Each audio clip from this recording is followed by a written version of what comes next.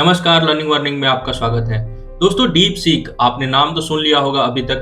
Deep seek एक Chinese AI company जिसका एक मॉडल डीप सीक R1 जो है, उसने चैट जीपीटी जैसे जो बड़ी कंपनियां हैं, माइक्रोसॉफ्ट एआई की, मेटा की एआई की, उन सबको धराशायी कर दिया है। वर्ल्ड मार्केट में तहलका मचा के रखी हुई है, शेयर मार्केट क्रैश हो रहे हैं। और ये है क्या? अगर हम बात करें तो डीप सीक एक ओपन एआई मॉड्यूल है जो कि कोई भी यूजर जो है अपने हिसाब से इसको चेंज कर सकता है। ये इफिशिएंट है, कॉस्ट इफेक्टिव है और इसको एक हाई फ्लेयर नाम की हेज फंड कंपनी है जो फंड कर रही है इसको। तो ओवरऑल अगर देखा जाए तो ये एक चाइनीज कंपनी, और आपको पता है कि ये चाइनीज जो है तो इसमें बहुत सारी प्रॉब्लम होती है क्योंकि चाइना जो है वो फेमस है डेटा को चोरी करने के लिए। अब यूएस की जितनी भी कंपनियां हैं इस समय बहुत ज्यादा ट्रबल में है और इसका इफेक्ट इतना है कि ओपन एआई के सीईओ सैम एल्टमैन ने उसने ये बोला है कि डीप सीक से वो बहुत इंस्पायर है और एक एआई के लिए नया स्ट्रेटेजी बनाएगा जिससे कि इसको काउंटर कर सके। तो आप इसका इफेक्ट सोचिए। लेकिन प्रॉब्लम ये है कि यूएस जो है वो धीरे धीरे इसको बैन करना शुरू कर दिया है। इसके ऊपर चर्चा शुरू हो गई है। ट्रंप ने बोला है कि एक वेकिंग कॉल है यूएस के लिए। और आप सुनिए कि जो यूएस के कॉमर्स सेक्रेटरी हैं जिसको ट्रंप ने अभी अभी चुना है, उनका एक स्टेटमेंट आया है जिसमें उन्होंने कहा है कि चाइना के कोई भी प्रोडक्ट हो, डीप सीक है उस पर वो भरोसा नहीं करते हैं।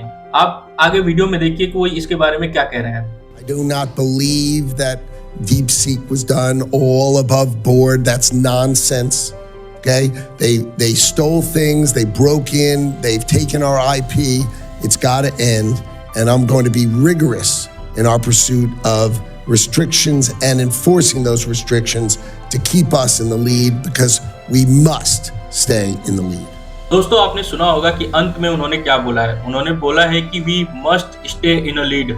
मतलब कि यूएस जो है वो इस समय डरा हुआ है कि जो एआई का कंपटीशन है उसमें वो चाइना से कहीं पीछे ना हो जाए, क्योंकि जो चाइनीज कंपनी है वो बहुत कम पैसे में, बहुत कम इन्वेस्टमेंट में जिस तरीके का प्रोडक्ट बना रही है वो बहुत यूएस के लिए खतरनाक है। दूसरी तरफ अगर हम देखें तो जो चाइना का सेंसरशिप मॉडल है वो भी इसमें आपको दिखेगा। जैसे कि अगर आप सर्च करेंगे कि इंडिया के सारे स्टेट का नाम बताओ तो उसमें अरुणाचल का नाम नहीं बताएगा। तियानवेन के बारे में आप सर्च करेंगे तो वो भी आपको नहीं पता चलेगा।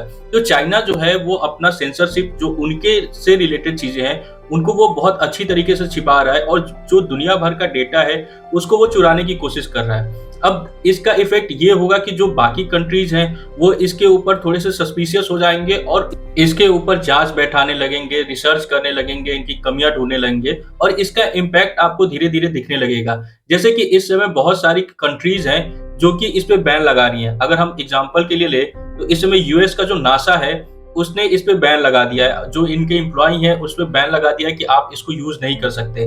ऐसे ही यूएस की जो नेवी है उसने भी बैन लगा दिया है। जो कांग्रेस हैं उसके जो एम्प्लॉई हैं उन्होंने भी बैन लगा दिया है कि जो कांग्रेस के एम्प्लॉई हैं वो यूज नहीं करेंगे डीप सीक को।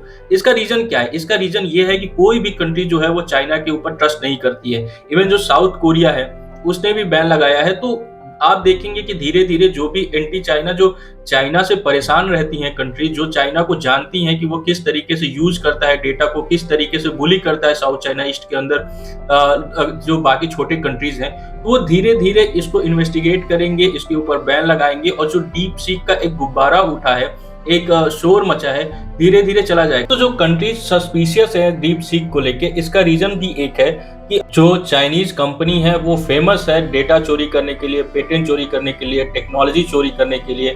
इस समय जो चाइना का डिफेंस है उसमें मैक्सिमम जो है वो यूएस से चोरी की गई टेक्निक है उसका यूज करके उन्होंने बनाया है। तो ये रीजन है कि जो चाइनीज प्रोडक्ट है उस पर किसी को ट्रस्ट नहीं है। अब डीप सीक जो है वो फेल हो गया है, एक रिसर्च सेफ्टी टेस्ट हुआ है उसके अंदर। दोस्तों, हुआ ये है कि सिस्को ग्रुप का एक सिस्को रिसर्च टीम थी, उन्होंने जेल ब्रेकिंग टेक्निक यूज करके डीप सीक R1 को टेस्ट करने की सोचा और उन्होंने अलग अलग 50 रैंडम प्रॉम्प्ट यूज किए, हार्मफुल प्रॉम्प्ट थे और उसका जो बिहेवियर था, जैसे कि जो इंक्लूड था साइबर क्राइम का, मिस इन्फॉर्मेशन का, इलीगल जो बिजनेस होते हैं उसका, और उन सब में ये बुरी तरीके से फेल रहा है। जो सक्सेस रेट था अटैक का वो 100% रहा है। तो आप सोचिए कि डीप सीक की ये कंडीशन है कि वो एक सिंगल अटैक जो था, साइबर अटैक था, उसको वो रोक नहीं सकता।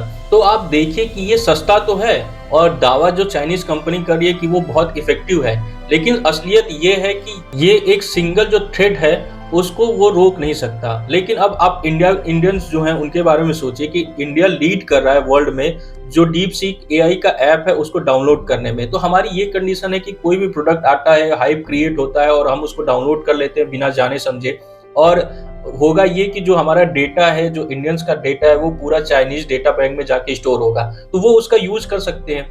और जब ये सारी चीजें हो रही थी, जब डीप सीक जो था वो यूएस मार्केट में तहलका मचा के रखा था, उसकी वजह से एनवीडिया जैसी जो कंपनियां हैं उनके शेयर क्रैश कर रहे थे, तब इंडिया में ये डिबेट चल रहा था कि जो चाइना है उसके पास डीप सीक एआई है, जो यूएस है उसके पास ओपन एआई, चैट जीपीटी जैसे जो एआई टूल है वो है, और बाकी जो यूरोप की कंट्री है उनके पास भी अपने अपने है, लेकिन भारत क्या कर रहा है। तो जो इंडियन गवर्नमेंट है उन्होंने अपने साइड से जो इस बजट में बहुत सारी चीजें दी हैं, लेकिन जो यहाँ की प्राइवेट कंपनी है, जैसे कि क्वेश्चन ये उठ रहा है कि जो टीसीएस, इन्फोसिस जैसे बड़ी कंपनियां जिनके पास कैश फ्लो बहुत ज्यादा है, पैसे बहुत रखे हैं, लेकिन वो इसके ऊपर रिसर्च नहीं कर रहे हैं, इसको आगे बढ़ाने के लिए कुछ नहीं कर रहे हैं, तो इसलिए उनके ऊपर बहुत सवाल उठ रहे हैं। लेकिन जो इंडियन गवर्नमेंट है, जो इस आप देखिए कि जो कल बजट आया था उसके अंदर जो एग्रीकल्चर के अंदर, हेल्थ के अंदर, जो सस्टेनेबल सिटी बनाना है उसके अंदर एआई यूज करने की बात हो रही है। तो बात तो इंडिया में शुरू हो गई है, और यूनियन बजट जो है उन्होंने एक centre for excellence on education AI का उन्होंने शुरू किया है, और 500 करोड़ का बजट है उसका, और इसको शुरू करेंगे। और इसका रीजन ये है कि हम बहुत पिछड़ गए एआई में, और अगर हमको कैच करना है जो बाकी कंट्री हैं, यूएस है, चाइना है, यूरोप की जो कंट्री है, तो हमको अभी कदम उठाना पड़ेगा, नहीं तो हम इतना पिछड़ जाएंगे कि उनको हम पकड़ नहीं पाएंगे। और आप देखिए कि जो वॉरफेयर है, जो टेक्नोलॉजी है, वो कितना तेजी से चेंज होती जा रही है, और उसको काउंटर करने के लिए इंडियन गवर्नमेंट जो है वो ट्राई तो कर रही है। अब सुनिए कि जो कल का बजट था उसमें हमारी जो फाइनेंस मिनिस्टर हैं उन्होंने क्या बोला है इसको लेके, आप देखिए वीडियो में। Centre of excellence,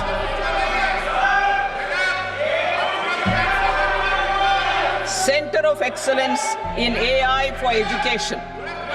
I had announced 3 centers of excellence in artificial intelligence for agriculture, health, and sustainable cities in 2023. Now a center of excellence in artificial intelligence for education will be set up with a total outlay of 500 crores. आपने देखा कि budget के अंदर जो हमारे finance minister है निर्मला सीतारमन जी, उन्होंने ये तो बोल दिया कि एक AI centre for excellence on education 500 crore का दे के बना देंगी, लेकिन इसके अलावा भी बहुत चीजें हैं जो गवर्नमेंट को करनी पड़ेगी ईज ऑफ डूइंग बिजनेस के थ्रू, जिसमें जो कंपनियां इस पे काम करिए उनको सपोर्ट मिले, उनको आसानी से फंड मिल सके, क्योंकि भारत में सबसे बड़ा रीजन जो है इसको पीछे होने का फंड है। अब आप देखिए कि जो टोटल एआई में जो इन्वेस्टमेंट हुआ था पिछले साल, वो बस 1 से 2 बिलियन डॉलर के बीच में था, जबकि चाइना और यूएस जो है वो बहुत बड़ी मात्रा में पैसा इन्वेस्ट कर रही है। तो इंडियन गवर्नमेंट को भी ये कुछ ऐसा करना चाहिए, कोई हेज फंड बनाना चाहिए जो एआई को फंड करे, जिसके थ्रू हमारी जो कंपनीज हैं जितनी भी बड़ी, वो इस पे काम कर सके। दोस्तों, अगर आपको हमारी वीडियो अच्छी लगी हो तो प्लीज लाइक और सब्सक्राइब जरूर करें। जय हिंद।